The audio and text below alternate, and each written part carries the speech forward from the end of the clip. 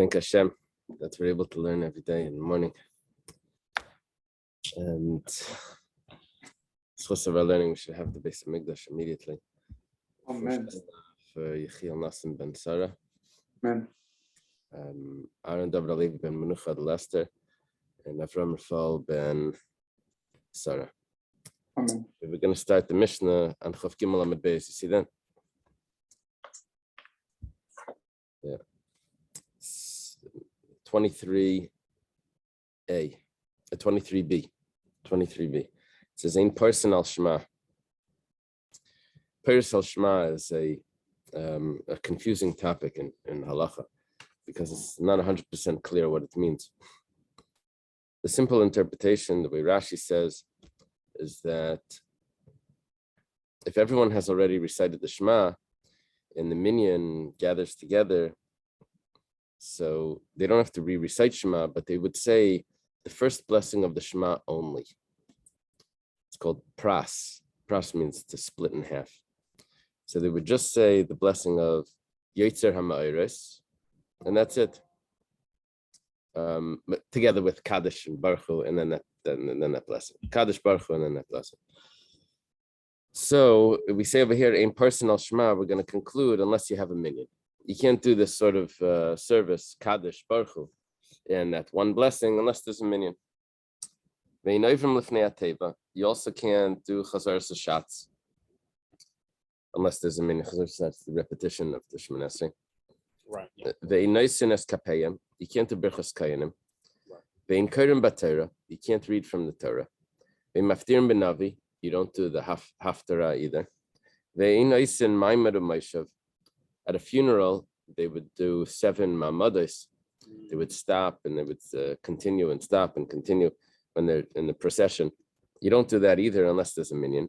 There's a special blessing that the people would say for the Avelim, which was that Hashem should comfort you. Not the Hamakim Yenachim, but it actually had a Baruch Atah Hashem. How did it conclude? Menachem Avelim.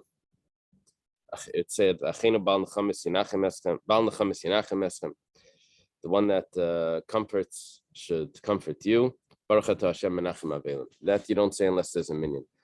The Tanchumi Avelim. Tanchumi Avelim is, as they're leaving the cemetery, they make a row. It's called a shura, and the avel walks between the row, between the rows. It's 2 on each side. Avel walks between, and they say consolation. You should only do that if there's a minyan. You don't do that without a minyan. That's what it says. Birchas Chasanim, the blessing of a chasan, which is those 7 blessings. Vein mezamnen, shame pachas me'asara. And you also, when you do a zimun, that means the benching.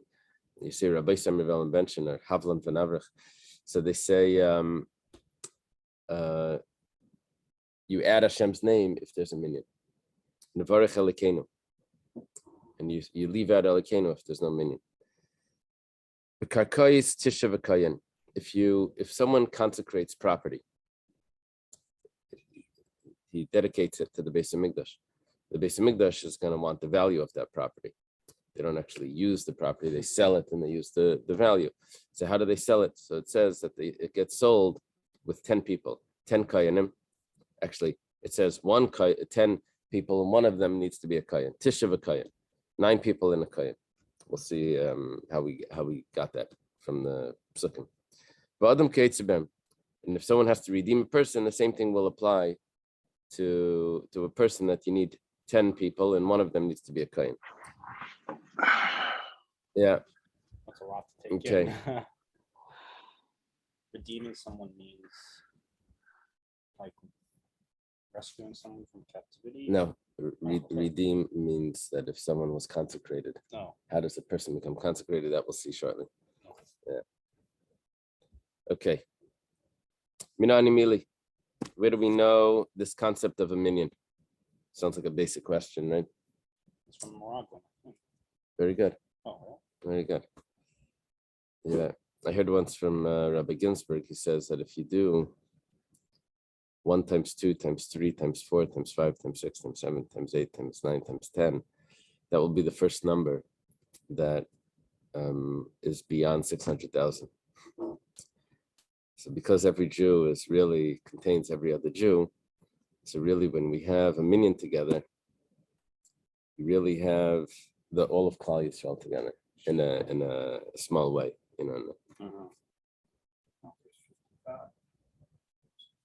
No, it's not 50. Multiply. You multiply. 1 times 2 times. It's 3. Yeah. Factorial. Yeah, factorial. It's going to be 3 million and something. It's not. It's but it's over. The one before that is 300,000 times 9 is 300. This is okay. But what's this? 3,628,800. That could have been the real number of the amount of Jews. The 600,000 was just, but it's the first number that goes past 600,000. What's our source for a minyan? Amar Rabchia bar Abba, Amar Rabbi Yechanan, the Amar Kra. Rabchia bar Abba says the name of his teacher, Rabbi Yechanan. We have a pasuk. It says, "V'nekdashti b'teich b'nei Yisrael." I'll become sanctified in the midst of the Jewish people. And we learn from that kol davar shebekdusha lo yeh pachas mi'asara, that anything of holiness, I'll be sanctified, has to be 10 people. How do you get that from the Toich B'nai Yisrael? Where do you get that? That means that 10 people. My mashma, where does that implied from that? The Tani Rabchia, because Rabchia taught. That's not Rabchia bar Abba. Rabchia is the student of Rabbi. We'll have him later again today. Rabchia taught Asya Toich Toich. It says we have a Gezer Shava. It says one place the word Toich, which means in the midst of. Another place it says Toich, in the midst of. And we're going to say that what it means over here is what it means over there.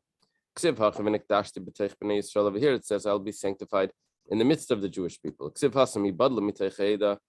And over there it says separate from the midst of the congregation. So what was that congregation? That was Kairach. Separate, go away from them lest you be swallowed up, it said, right? So, but that wasn't 10 people. So where do we get the 10 people from? So Va'asya Eda over there, by Kairach it says Eda, congregation. And we have another place where it says Eda. The Ksiv Hasam Ad Masel Eda Ra says, it says by the Meraglim, how long will this wicked congregation continue? And that was the Meraglim. How many spies were there? There were 12. 2 of them were not wicked. 2 of them was Yeshua and Kalev. That leaves us with only 10 wicked. 10 that brought the bad report. Around 23b. So Mala Halan Asara, just like by the Meraglim, it was 10 people. And that teaches me that an Eda is 10.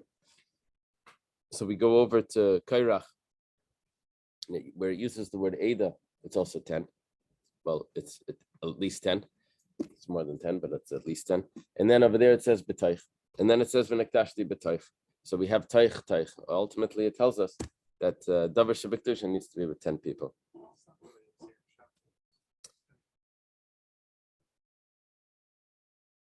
How does Gzeir Shava work? What do you think?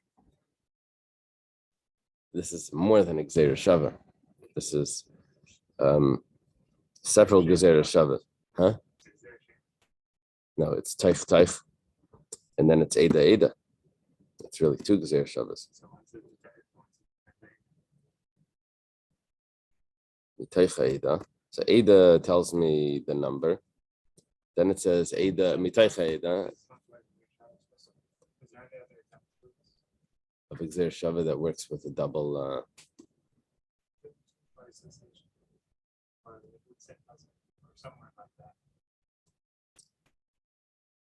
I think a lot of times, I don't know, Gzeir Shava.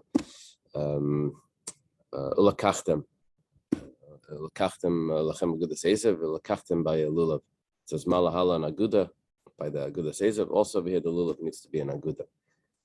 So yeah, it says lakachtem. Over there, it says that it has to be aguda. Over here, it says it doesn't say anything.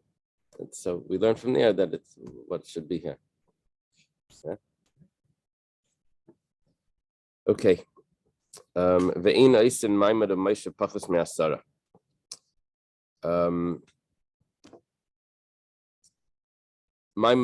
You see, we had a bunch of things that had to do with Kedusha. B'nikdashti.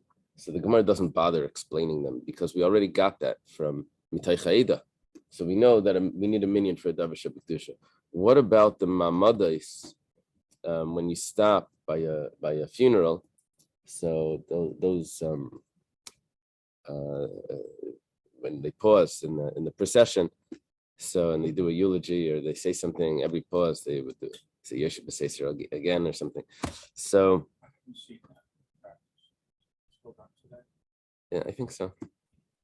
Yeah, I mean, I haven't seen it in Florida, but I remember that's what they would do. And so, keeping the Baila Meimar, Amdu Yakarim Amaidu, Shavu Yakarim Shavu.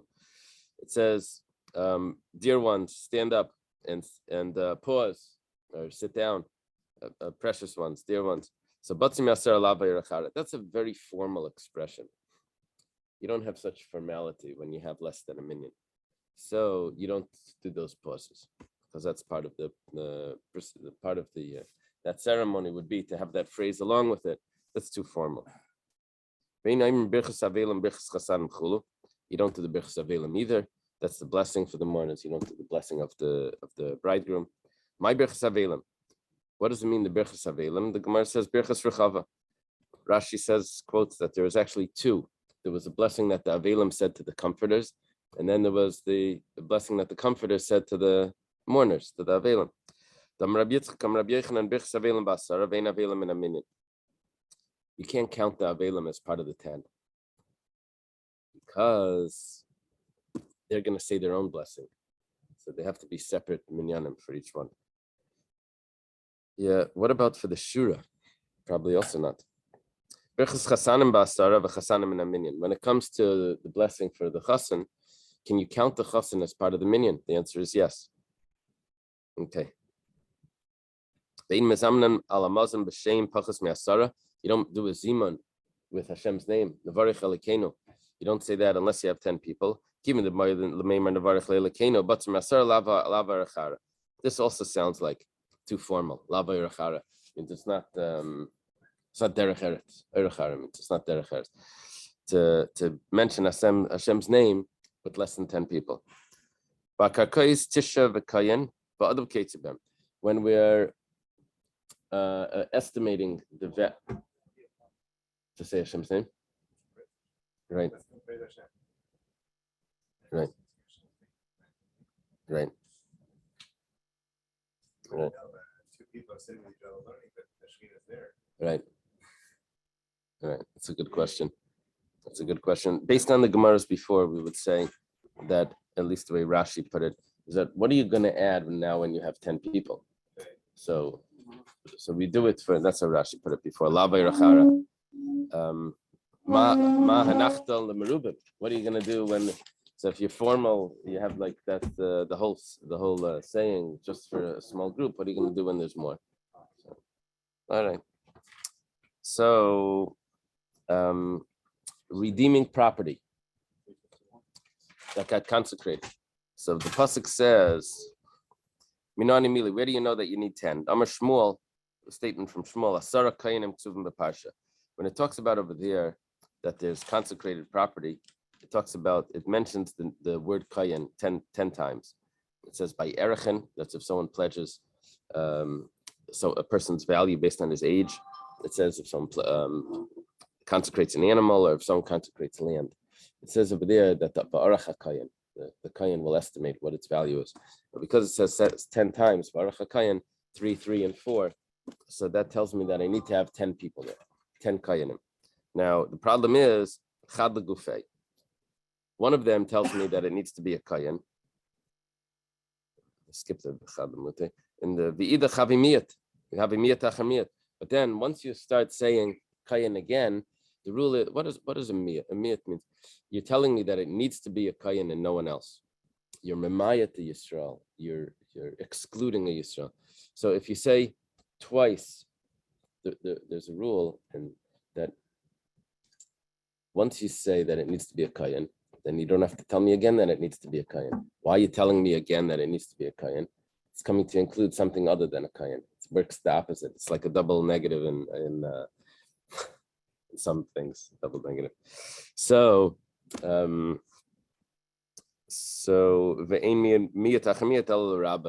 coming to include. So because it said 10 times kain, we only need one of them. So it's actually coming to tell me that you can have 9 Yisraelim. Tishi Yisraelim v'chad kain. Gemara says, well, that's not 100% accurate, because you would look at it like this. Every time you restart, it says the first time kain, good. It says it needs to be a kain. Then when you say kain again, that's coming to include Yisrael. Excellent. So we have Yisrael. Then when you say kain again, you're coming to exclude. The third one is excluding back. So you're going to end up with 5 and 5, not 9 and 1. The Gemara says, Kasha, you're right. It's a good question. Huh? Quadruple negative. Right.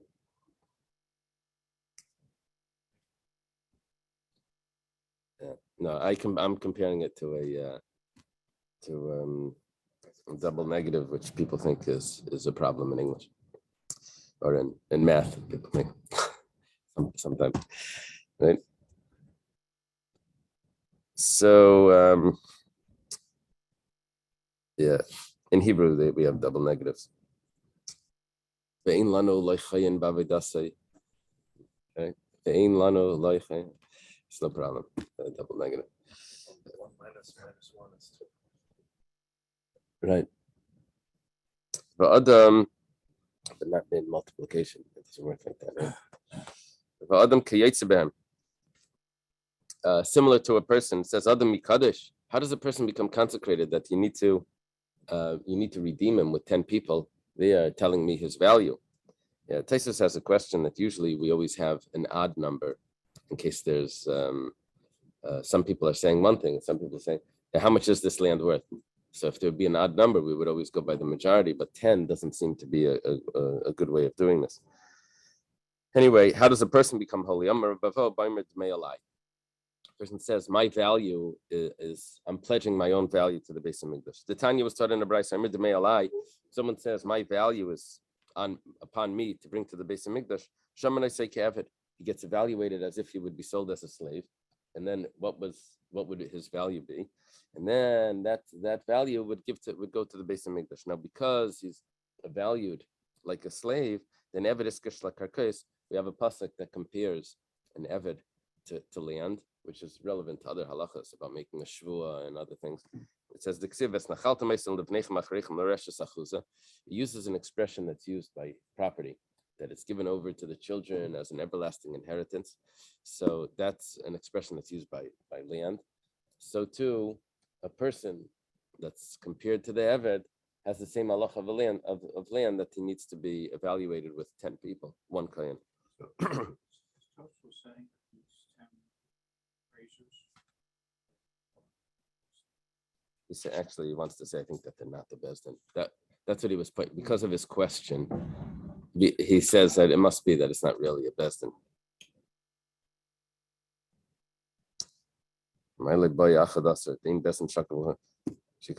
Yeah, it sounds, I don't know what his conclusion is. He just leaves it as a question. Okay. Someone that reads from the Torah, gets an aliyah. We had this before quoted. You have to read at least 3 psukim. When you have a translator there, you can't give him, you can't bite off more than you can chew. So you have to give him only 1 pasuk at a time so that he can translate. You have to pause every pasuk. And then the translator would translate. That's how we don't have translators today, but I think it brought down that some Yemenite Jews would do it in Aramaic. Yeah, it would be done in Aramaic in the Targum Onkelos, probably. You can't give him more than 1 pasuk at a time. Ubenavi, and if he's doing the Navi, then it wouldn't be Targum Onkelos, it would be someone else. Maybe Yonason. Shleisha, then you can give him 3 psukim at a time to translate. We're not so concerned over there because there's no mitzvahs in the Navi that we want everyone to have accurately. You see, the people possibly didn't understand the text of the Torah. They only understood the translation. So we wanted to make sure that everything was translated exactly. By the Navi, that wasn't a real concern. It was story and prophecy and whatever. So that was okay if it was just get the content. Maybe it wouldn't be 100% okay. Let's say if you have 3 psukim that are actually 3 parshias, one after another. So then it says over there that over there you can already, over there you read one at a time. You're allowed to skip around in the Navi, but you're not allowed to skip around in the Torah when you're reading. The reader is allowed to jump to another section, but not the Balkaira. How much can you jump around in the Navi? Of course. As long as it takes to roll it while the Meturgaman is translating. Not very far, unless he's elaborate translator. 2 questions. First of all, since it's the hot shot. Yeah. So They didn't have a Meturgaman. they did. They did not.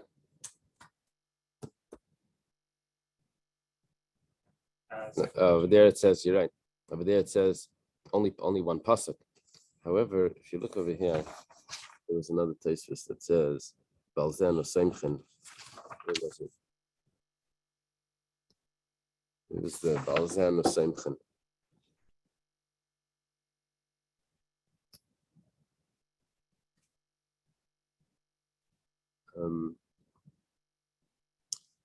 Tosfos says that there was something going on in the Haftarah for Pesach and Shavuos that over there they would do a different, they would actually use a Meturgaman.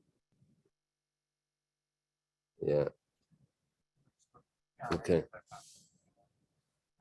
Yeah, I don't know what this, that's an assumption. I don't know if this Tosfos is France or whatever, it's coming from somewhere else, or they're quoting. You know, we don't know exactly each Baal Tosfos where he is from. Might have been in England. Second question is during Kriya for the fast that you do skip. Yeah. How far do we skip? Far enough to have to find a place. I get the impression that this is referring to during your year. Being fasting. So you think Oh, okay. 1 second. Oh, your question. Yeah, the Gemara is going to discuss it. The Gemara is going to discuss it. Wait, I thought you were talking about it in Haftarah, trying to figure out what you meant. You have to find a place. Okay. Yeah. Well, the Gemara is going to mention. It's not going to mention that exact thing. It'll mention something close to that. Now the Gemara says, "Hani gimel psukim keneged me." You said that you need to have 3 psukim for every aliyah. What does that correspond to? Amar Ravasi keneged Torah neviim ksuvim corresponds to the 3 parts of the Torah. The Torah, the prophets, and the writings. The Meturgaman should only get 1 pasuk at a time to translate in the Torah, but in the prophets he can get 3 pasukim at a time. But if they're 3 separate parshias, each of those 3 pasukim that you're giving to him, then you should divide it into 1 each. The Gemara asks, or the Gemara answers, where do you find 3 pasukim that each one is a separate parsha? It says Yeshayan and Beis, Isaiah 52. It says Kichayamar Hashem Chinim Nimkartem. That's 1 pasuk. Kichayamar Hashem Elikim Mitzrayim Yarad Imi Berishayna. Yarad Ami Berishayna. That's the 2nd pasuk. Va'atam Ali Painam Hashem is the 3rd pasuk, and they're one after another. And there's the break in the text. You know, you see like it's a new paragraph. It's a new pasuk.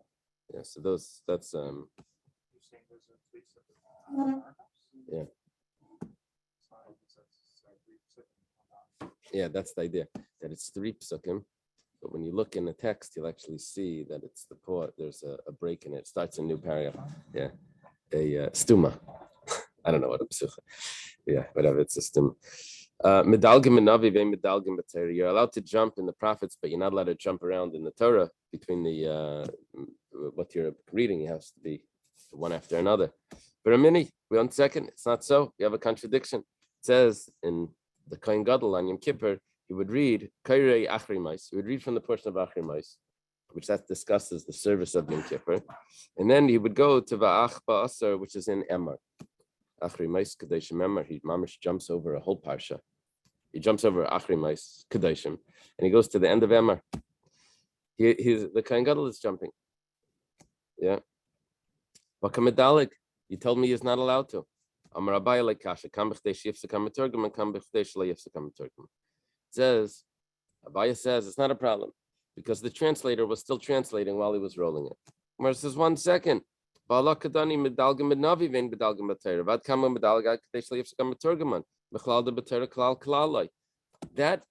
rule was only in the Navi. You told me that in the prophets you're allowed to skip. How long are you allowed to skip? As long as the translator hasn't finished translating, you're allowed to jump. But now you're telling me that you do that in the Torah. You said in the Torah you're not supposed to do that. In the prophets, you're allowed to jump to another topic, but in the Torah, you have to jump to the same topic, and you still have the same limitation of as long as the Meturgaman is still translating. Vahatanya, this Vahatanya is called Benichusa. You see, the word Vaha in Aramaic could mean but or however, and Vahatanya would mean, but we have a brisa that says differently. But the word Vaha in Aramaic could also mean this. So the brisa it says Vahatanya, and this is what was taught in the brisa. Is the issue a Torah Tzibur for keeping the people waiting beyond the talking? So it's not the aspect of the keeping the order of the Torah itself. Right. The argument seems like it's not really about the Seder of the Torah and skipping, but rather not to. About tircha, about the people shouldn't be have to wait there till it comes to the place. Yeah, Rashi put that in somewhere. Where was that? No, that was there's somewhere where it says that it's not good for the community. Yeah, the last Rashi on the Mishnah. Yeah, everyone's waiting. That's not considered covered tzibah. Yeah. Well, Tanya in the brisa says this directly. It says medalgim b'Torah b'inyan echad. You're allowed to jump in the Torah in the same topic, and that l'chera answers the question with the kriyan and the tainus. Ubenavi b'shnei inyanim, and in the prophets you can go to another topic. Kan v'kan b'chtei shel yifsek hameturgam, and both of them it's only the amount of time that it takes for the translator to translate. Otherwise, they're going to be left there waiting, the community, and that's not correct. Tanya idach. We have another brisa that says, "Ein medalgim minavi lenavi." You're not allowed to jump from one prophet to another. But in the Trei Yasser, the 12 minor prophets, over there they were all put together in one scroll because each one was very small, and little scrolls would get lost. So they put them all into one scroll. So over there, because it's all in one scroll, you're allowed to go from Hishaya to Yoel to Amos to Yaina. But you're not allowed to jump backwards. You roll only forwards. If you're going from one topic to another in the Navi, you have to go forwards. Shuva Yisrael. We end up by Micha. What's Shuva? Shuva is Heshaya. Heshaya Yalam is the first, and we end up by Micha. That's good. No? Yeah. Okay. The Mishnah says, "Hamafter benavi hu peiros al shema." Yeah. Nowadays, people come into shul. They say, "I want shlishi. I want shishi." Depends what community you come from. I want mafter. You know, the important aliyas. Don't give me revi. That's embarrassing. Chamishi is the worst. So, but from the Mishnah, it seems that the mafter was like the lowest sort of aliyah. Oh, they just gave him mafter. That one doesn't count. So, in order to satisfy the one that got mafter, they gave him another honor that he would be peiros al shema. He would get to daven, which was sort of like davening shachris. He would say the kaddish and the baruch hu and say the first blessing of the shema, like we learned before.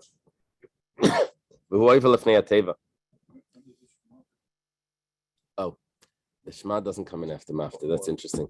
It probably means that because they had a designated mafter to satisfy him, he would also have the honor of doing that earlier shema. Yeah.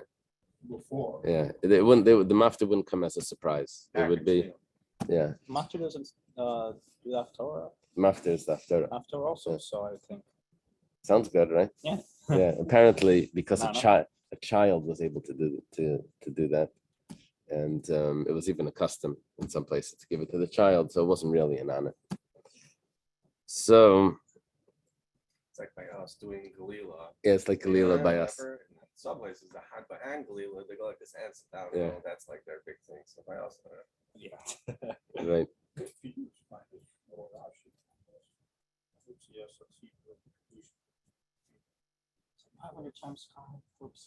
What are you reading there? Oh, means that he's going to do chazar shots. Right. He's going to get to daven musaf probably, or maybe it means shachris. It doesn't tell me. Nowadays, the guy that gets the mafter, they say, okay, now do musaf. He also gets to daven for daven.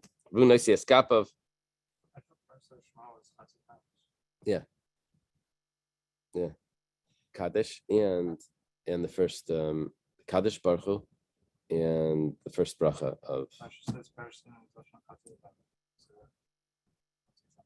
No, the first bracha Rishayna Shebekriya Shema is the Chatzi. So he's going to start doing on half. Yeah. What about the other half? This was in a case. It was referring to a case where they already said Shema, and this was just to cover that the first bracha of Kaddish and Baruch Hu. So I was thinking that these two things are not similar at all. The case you're talking about, first and Shema, Yeah, but what does that have to do with Shema? So somebody comes late. Oh, I get what you're saying. I get what you're saying. What does that have to do with Shema, though? No. So the way it is, they actually do that. They do Chatzi Kaddish and Baruch Hu, but it's because we had a problem doing just that one bracha, and that we don't do, and we sort of stopped that, just doing that bracha. So because we're not really mighty the public. So it turns out that people do walk in and do that. Did you see this Taisus personal Shema? Yeah, there's different opinions how many people you need for that to be able to do that. Right. Right. Uh-huh. Could be. Okay. So if this fellow was also a kayan, he would also get to do the duchening. This is interesting because usually we have duchening, we have the birkas kayanim, we have all the kayanim go. Now you're telling me that he gets the right to do that.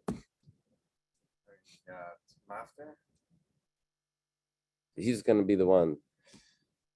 One of the explanations here is let's say the whole minyan is kayanim. Who does birkas kayanim? So they choose one to do birkas kayanim. And who do they bless? No, they choose one to, and also the chazan traditionally wouldn't do birkas kayanim because we don't want him to lose the place. So unless there was a Mishnah in brachas. What about if it's a minyan full of avelim and they all have to say Kaddish? Does one of them have to stop in order to answer? Oh, that's interesting. In the Chas v'shalom, it's a family of 10, and right. They're dining together, and they just lost a sibling or whatever. Yeah, that's interesting. I assume the answer is yes, that they would. One would have to answer. Take turns saying Kaddish. Yeah, that's how they do it actually in the Yekas or Shuls. In Shulchan Aruch it says, who gets the rights to say Kaddish? And say, oh, it depends. If it's a yard site, if it's a parent, if it's a sibling of this, and there's all the. What's the Shiloh who has the rights? And let them all say Kaddish.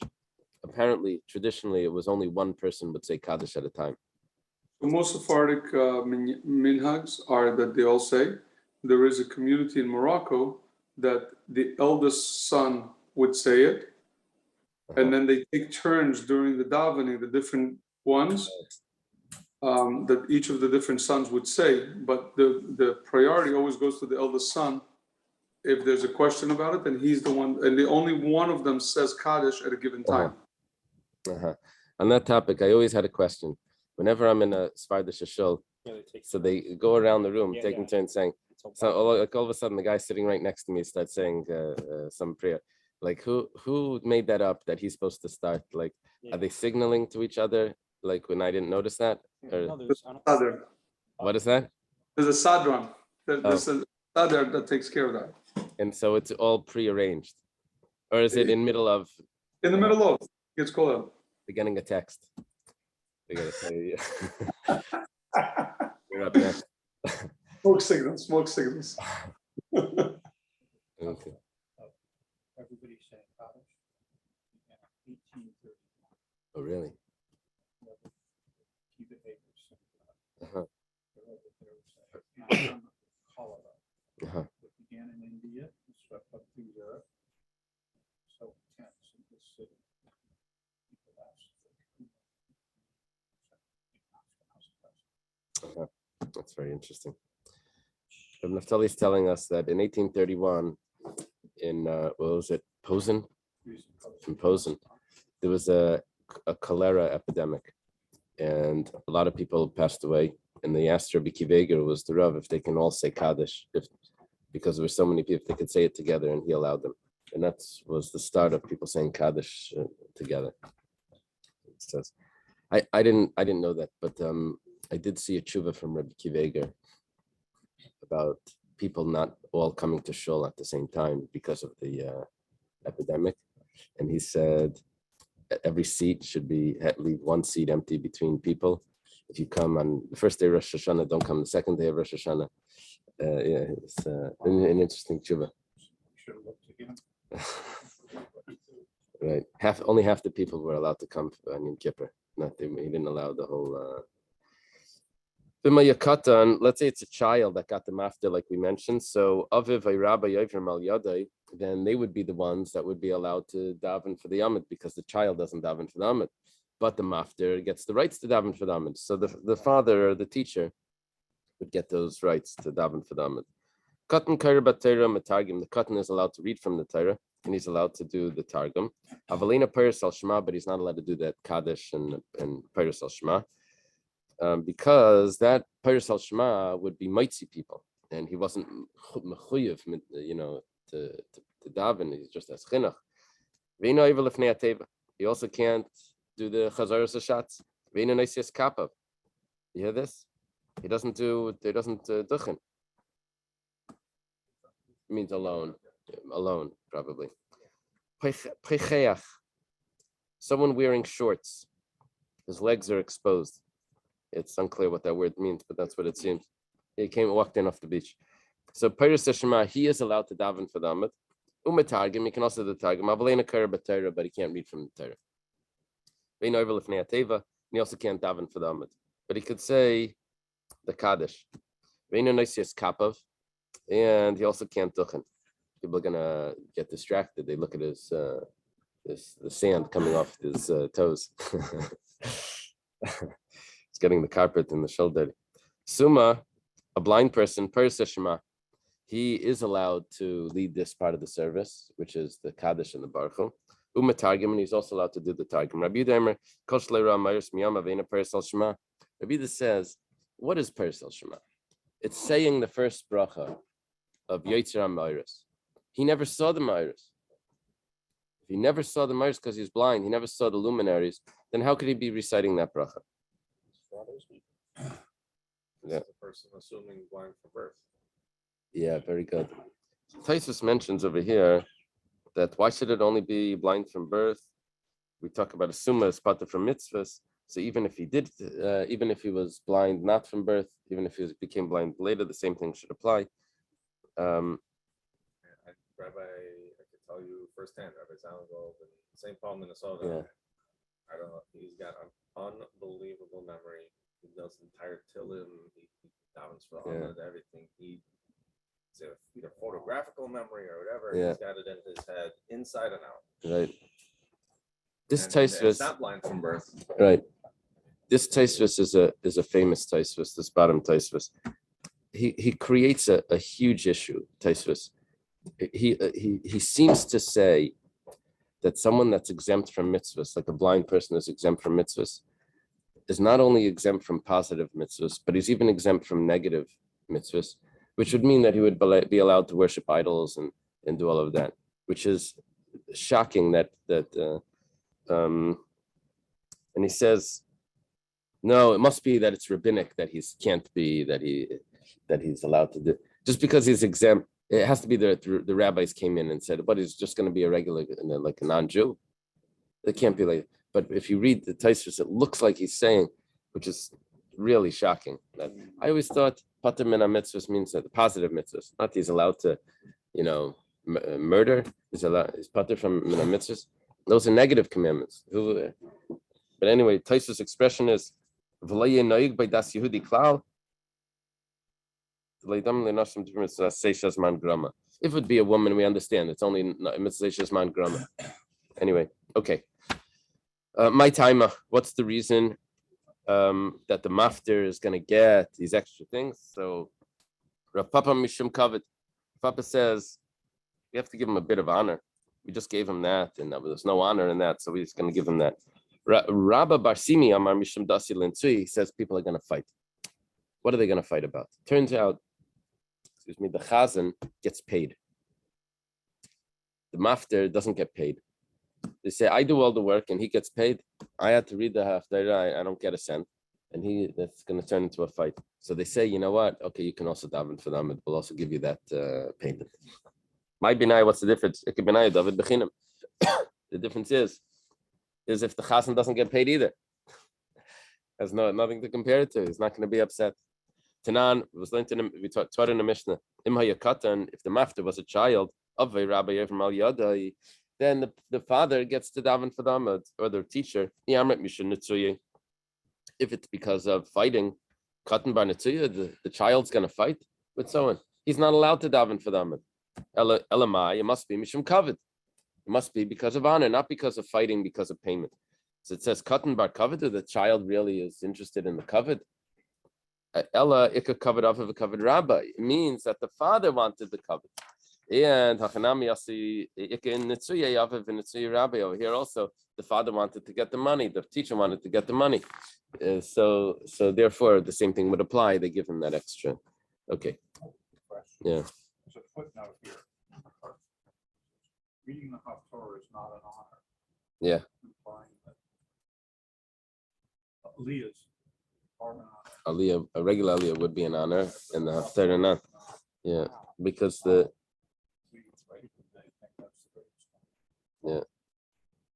Yeah. Why did it switch? I'm not sure. You'll have to look that up.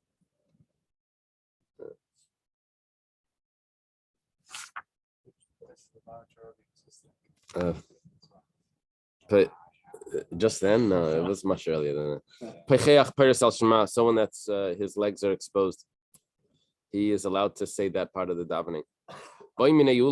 Rav me'abaya. Ula bar Rav asked Abaya, what's the issue over here? Issue is that he's not. It doesn't look modest. So we said that he cannot get an aliyah. He could do targum, but he can't read from the Torah.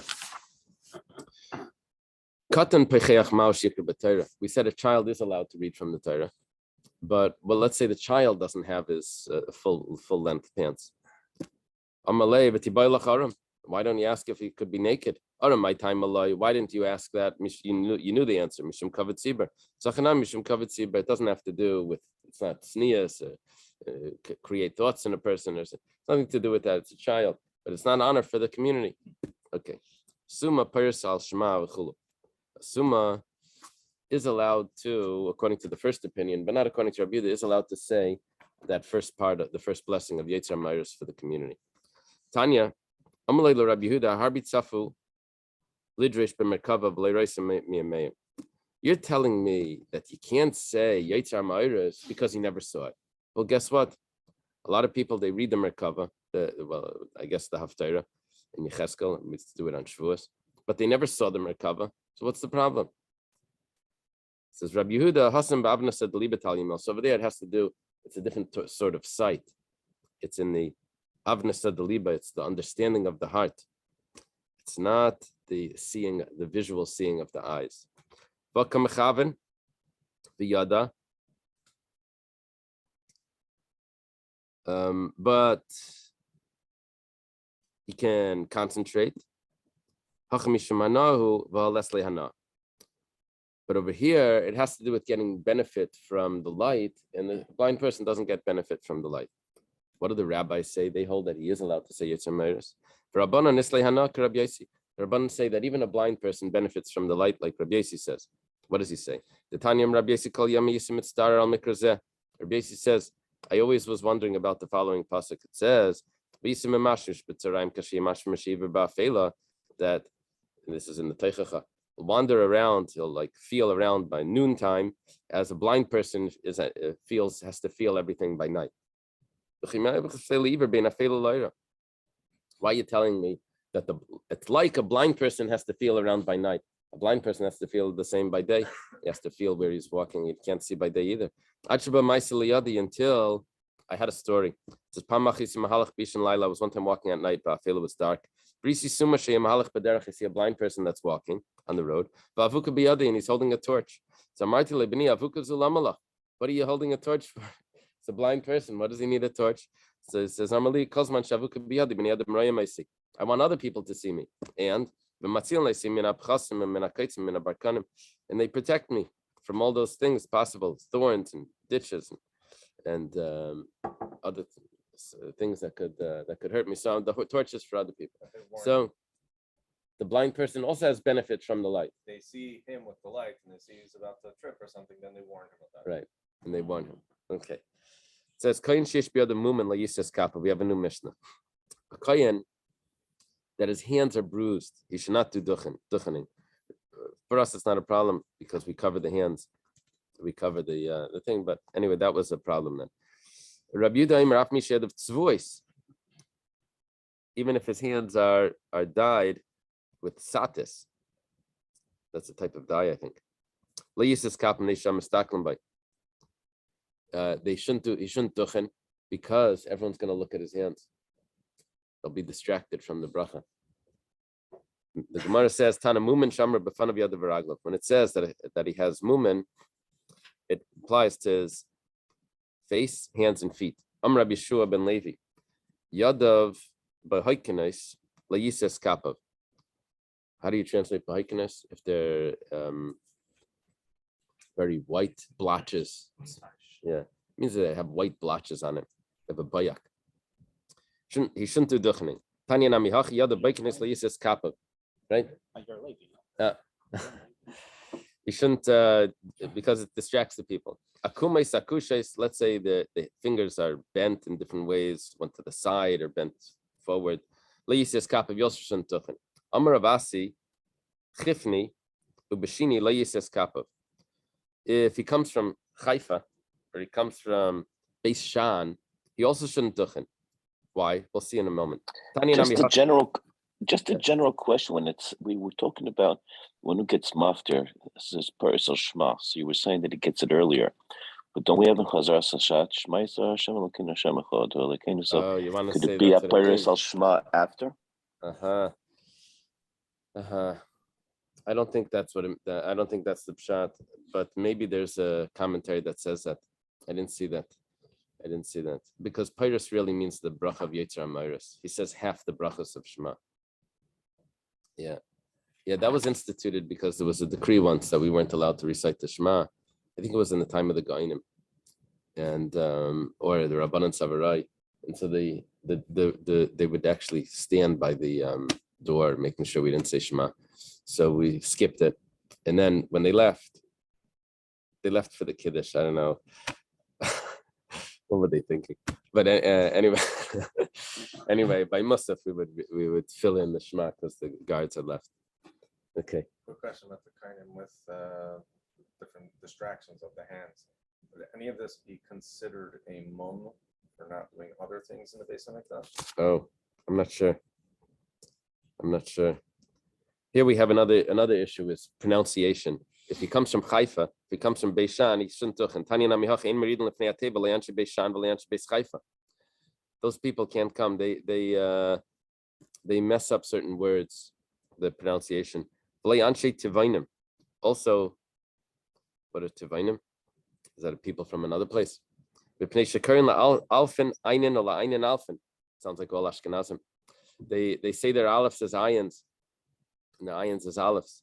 So that's not going to be that's not good.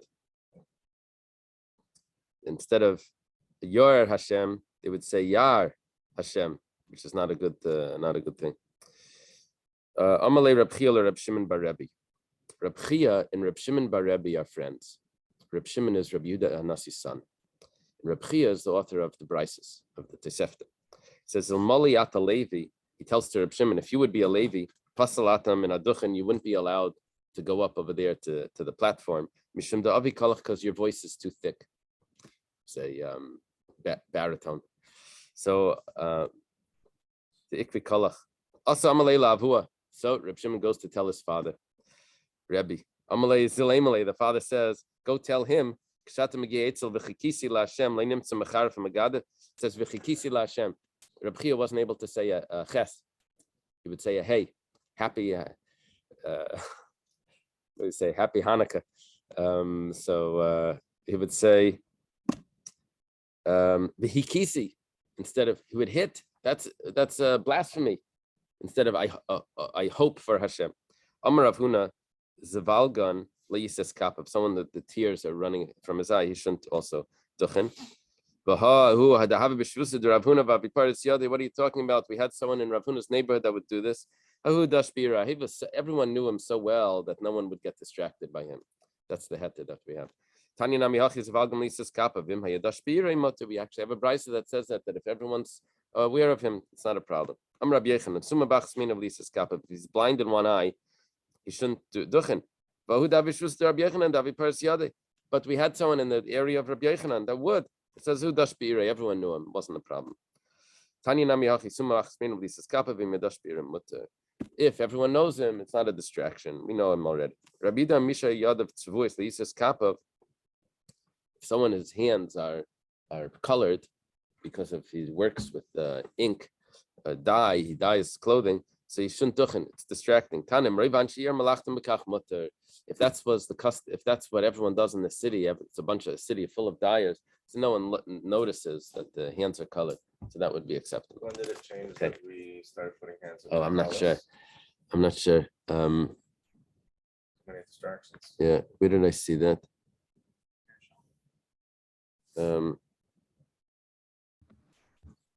I don't know where that came from, where they put the hands under the talus. Yeah. I didn't know olives and honey sound. Yeah. Okay. Have a good day, everyone.